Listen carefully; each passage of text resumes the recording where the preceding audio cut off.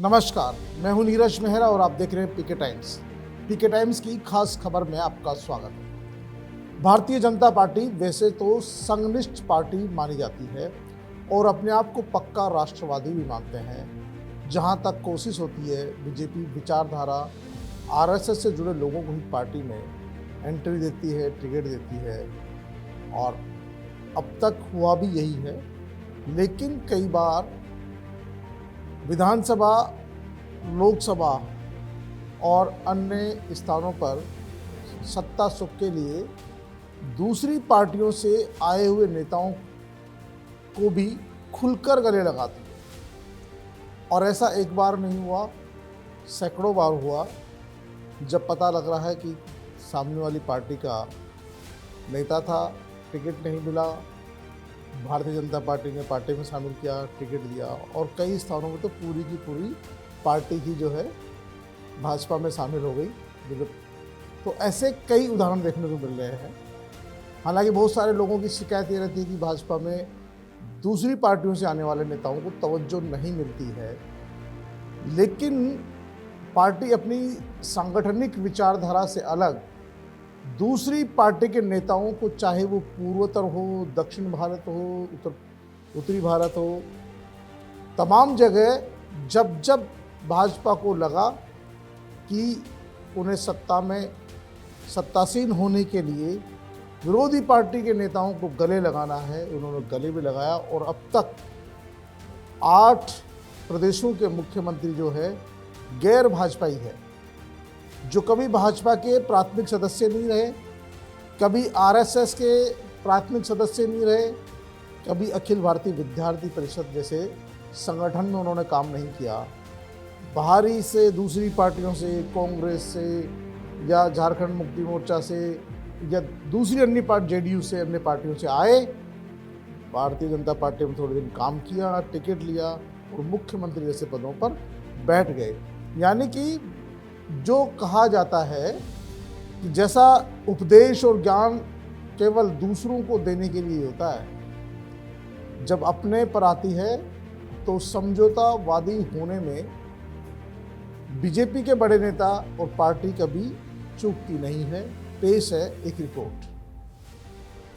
कहते हैं ना, सत्ता के लिए कुछ भी करेगा, कैसे भी करके सत्ता मिले, इसके लिए विचारधारा कोई मायने नहीं रखती।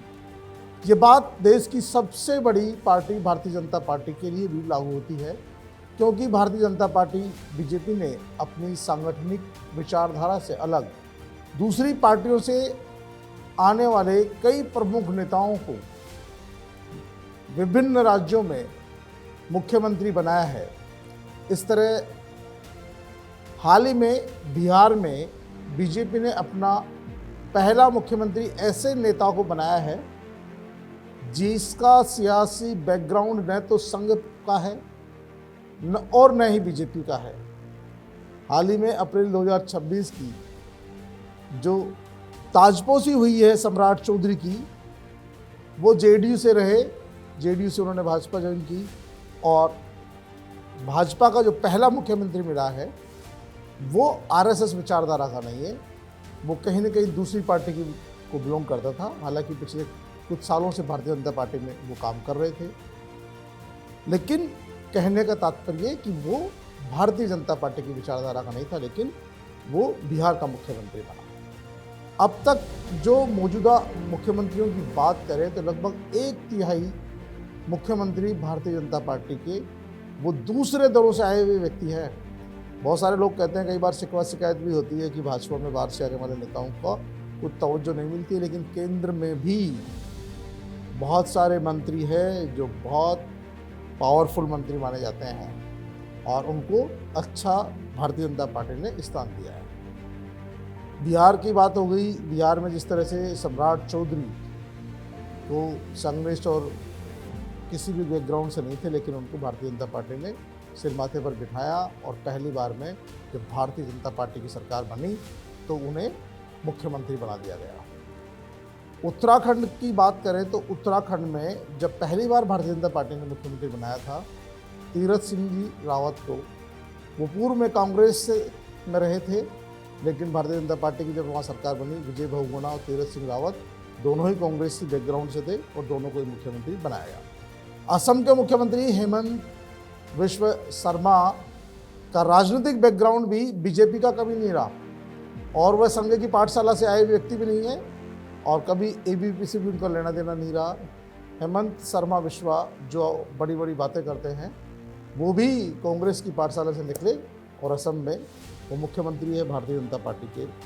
तरुण गोगोई की सरकार में वो कैबिनेट मंत्री रहे थे, लेकिन राजनीतिक महत्वाकांक्षा के चलते उन्होंने कांग्रेस छोड़कर 2015 में बीजेपी ज्वाइन की। 2015 के चुनाव में बीजेपी की सरकार आई तो मंत्री बने और 2021 में पहली बार चुनाव में विधानसभा जीतकर आए तो मुख्यमंत्री की कुर्सी पर हेमंत शर्मा विश्वास को बनाया गया। इससे साफ हो गया कि बीजेपी दूसरी पार्टी से आने वाले नेताओं को मुख्यमंत्री बनाने में कोई गुरेज नहीं करती है। इसी तरह बात करें, पीएम मोदी ने मणिपुर में 2017 में पहली बार सरकार बनाई भारतीय जनता पार्टी की तो मुख्यमंत्री की कुर्सी पर वीरेंद्र सिंह को जिम्मेदारी दी गई। वीरेंद्र सिंह का सियासी बैकग्राउंड बीजेपी का नहीं था और कांग्रेस का था। उन्होंने अपने राजनीतिक सफ़र डेमोक्रेटिक रिवोल्यूशनरी पीपुल्स पार्टी से शुरू किया था और कांग्रेस में शामिल हो गए थे। कांग्रेस की मणिपुर सरकार में वीरेंद्र सिंह मंत्री रहे और 2016 में कांग्रेस छोड़कर बीजेपी में शामिल हुए। 2017 में बीजेपी जब सत्ता में आई तो वीरेंद्र सिंह को मुख्यमंत्री बनाया गया। दोबारा 2022 में जब सत्ता लौटी तो वीरेंद्र सिंह को ही मुख्यमंत्री बनाया गया, लेकिन जब मणिपुर में 25 के दंगे हुए तो उन्हें मुख्यमंत्री पद छोड़ना पड़ा। वीरेंद्र सिंह के स्थान पर खेमचंद सिंह को मुख्यमंत्री बनाया गया। खेमचंद भी डेमोक्रेटिक पार्टी के ही सदस्य रहे, उसी से विधायक रहे, बीजेपी में शामिल हुए और उनको भी मुख्यमंत्री बनाया गया। अरुणाचल प्रदेश की बात करें तो बीजेपी ने यहाँ भी दूसरे दल से आए नेता को पहली बार सीएम बनाया, बल्कि यहाँ गेंगोंग अपांग को बीजेपी की जो सीट सत्ता देने के लिए उन्होंने अपांग को, जो अपांग कांग्रेस पार्टी से आए थे, अपांग को सत्ता देने में गुरेज नहीं रखा क्योंकि उन्हें सरकार बनानी थी। जाहिर सी बात है, राजनीति में कोई भी आदमी सन्यासी बनने नहीं आता है। लोग बोलते हैं कि भारतीय जनता पार्टी तो सिर्फ कुलीनों की पार्टी है या सिद्धांतों की बात होती है। सिद्धांत अपनी जगह, लेकिन सत्ता अपनी जगह है और सत्ता हासिल करने के लिए पार्टी ने दूसरी पार्टियों को छोड़कर आने वाले नेताओं को भी पूरा सम्मान देने का काम किया है और सम्मान मिलने से उन्हें मुख्यमंत्री जैसे महत्वपूर्ण पद भी दिए हैं। वर्तमान में जितने राज्यों में मुख्यमंत्री भारतीय जनता पार्टी के हैं या उनके समझौते से जो मुख्यमंत्री है, उनमें से 9 राज्यों के मुख्यमंत्री दूसरी पार्टियों से आए हुए, दूसरी पार्टियों की विचारधारा से संबंधित होने के बावजूद वो भारतीय जनता पार्टी के मुख्यमंत्री है। तो कहीं न कहीं जो भारतीय जनता पार्टी पे जिस तरह के आरोप लगते थे वो ठीक नहीं है, क्योंकि वो सिर्फ संघनिष्ठ लोगों को ही मुख्यमंत्री बनाती है या टिकट देती है, नेता बनाती है। त्रिपुरा में भी मानिक शाह कांग्रेस से आए थे। पश्चिम बंगाल से सटी त्रिपुरा जो सीट है, डॉक्टर मानिक शाह है, उन्होंने सीएससी का सफ़र कांग्रेस से शुरू किया था। 2016 में कांग्रेस छोड़कर आए, बीजेपी में शामिल हुए, भाजपा ने पहले अध्यक्ष बनाया और 2022 में उन्हें मुख्यमंत्री बना दिया। 2023 के विधानसभा चुनाव में पार्टी को जीत मिली तो सत्ता का सिंहासन फिर मलिक साहब को सौंप दिया गया। कर्नाटक की बात करें तो कर्नाटक में मुख्यमंत्री रहे बसवराज बोम्मई जनता दल से थे और जनता दल में उन्होंने अपनी सियासी पारी शुरू की, जिसके बाद जदयू में शामिल हो गए। 2008 में बीजेपी कर्नाटक में जब सत्ता में आई तो बसवराज बोम्मई से नाता तोड़कर जनता पार्टी से जुड़ गए। 1988 में सीएम बने। भाजपा ने बैकग्राउंड को देखते हुए उन्हें सीएम के पद पर बैठा दिया।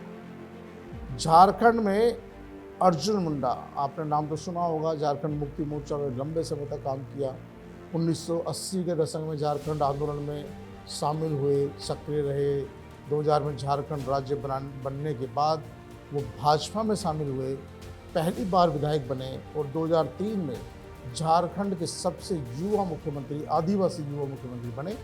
2005 और 2010 में भी वो मुख्यमंत्री बने, लेकिन उनका बैकग्राउंड कहीं न कहीं भारतीय जनता पार्टी का नहीं था, झारखंड मुक्ति मोर्चा का वो उनका बैकग्राउंड रहा। ब्रजेश पाठक यूपी के उप मुख्यमंत्री रहे। ब्रजेश पाठक भी कांग्रेस विचारधारा के थे, हालांकि वो उप मुख्यमंत्री रहे, लेकिन मतलब जो कहते हैं कि कांग्रेस भारतीय जनता पार्टी बाहर से आने वालों को तवज्जो नहीं देती है या उनको सम्मान नहीं देती है, तो यूपी जैसे प्रदेश में ब्रजेश पाठक को, जो कांग्रेस पार्टी में रहे, बसपा में रहे और भारतीय जनता पार्टी में जब आए तो उन्हें उप मुख्यमंत्री के पद पर नवाजा गया। वो हरिशंकर तिवारी के करीबी माने जाते थे, बसपा में बहुजन समाज पार्टी के ब्राह्मण चेहरे माने जाते थे, लेकिन जब उन्होंने भारतीय जनता पार्टी ज्वाइन किया तो भारतीय जनता पार्टी ने भी उन्हें उप मुख्यमंत्री बनाकर नवाजा, जो अपने आप में एक बड़ा काम था।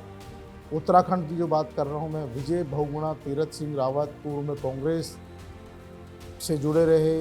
पूर्वोत्तर से लेकर दक्षिण भारत तक के कई राज्य ऐसे हैं जिनमें इसी तरह दूसरे दलों से आए हुए नेताओं को मुख्यमंत्री, उप मुख्यमंत्री बनाकर सियासी संदेश देने का काम भारतीय जनता पार्टी ने किया है।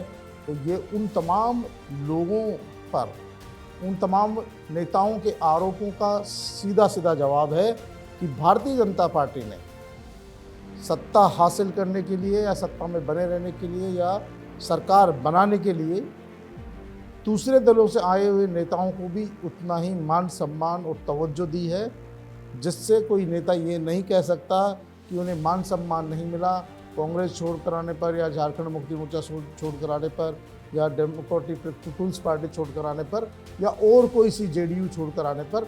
उन तमाम लोगों को जो भारतीय जनता पार्टी के लिए सूटेबल निकला, उसको भारतीय जनता पार्टी ने न केवल मंत्री बनाए बल्कि उन मुख्यमंत्री बनाकर उन्हें महत्वपूर्ण जिम्मेदारियां दी है।